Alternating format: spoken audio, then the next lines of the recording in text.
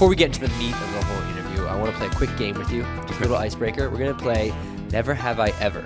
So I'm going to have you put up your 5 fingers. We got 5 questions for you. All right. If you've done it, you put it down, and I want to hear a little story behind it. So the first one is, never have I ever played a sold-out show.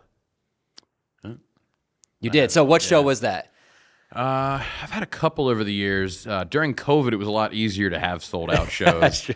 I played our album release party that we did a little over 2 years ago. That was essentially sold out. I think we were like 10 tickets shy, but it was sold out. Do you remember the first one? Was that the first one that you ever had? The first one we ever had might have been in 2020. We did a show that was outdoors in the summertime. It was like towards the end of summer in August. We just kind of put it together, and we put our own lineup together, and we did it at a park outside of Reading. And that was a good time. That was definitely the first one that I can really remember. And we sold our own tickets pretty much in everything. I just remember running around like a madman, delivering tickets to people that wanted to meet up for them. Some people bought them online. It was just, it's crazy. That's utter awesome. madness. But it was 2020, so it was fun. I love that. That's awesome. All right, second question. Never have I ever opened for a big named artist. I've done that too. What's some of the names? The most recent one was we did I-105's Fall Fest. So it's a radio station up around the Lancaster area.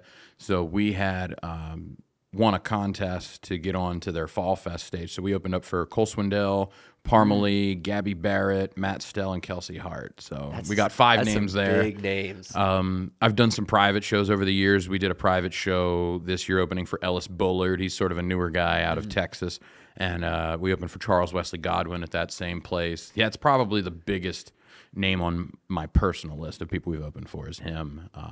He spent a lot of time opening for Zach Bryan out on tour and things like that. And Charles is just a cool guy. That's so cool. Yeah. That's awesome. I love that. All right, question number 3. Never have I ever played in all 50 states. Yeah, I haven't played in all 50. How many have you gotten so far? Do you know? That's a tough question. Yeah, I don't know off the top of my head. It's somewhere between a dozen and 20, I'd say. Yeah. That's not bad. Are you hoping to get all of them, or are you kind of like content with the spots where you're at? Yeah, I'd love to get all 50. I did get one of the tough ones. I've gotten Hawaii checked off. So that's checked off, but I haven't gotten Alaska. Alaska's probably going to be the toughest one. Yeah. So That's awesome. All right, question number 4. Never have I ever forgotten which state I was in while on tour. You go upstage, you're on stage, you're like, thanks so much. Don't even know.